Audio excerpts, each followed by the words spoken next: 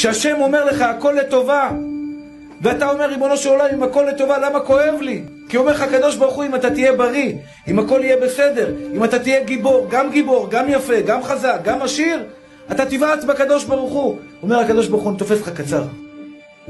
מכאן תבינו, אחים יקרים שלי, שאם תשמרו תמיד על פרופיל, להיות פשוט אחי, פשוט דרוויש, גם אם כל העולם יגיד לך שאתה צדיק, אני אפס,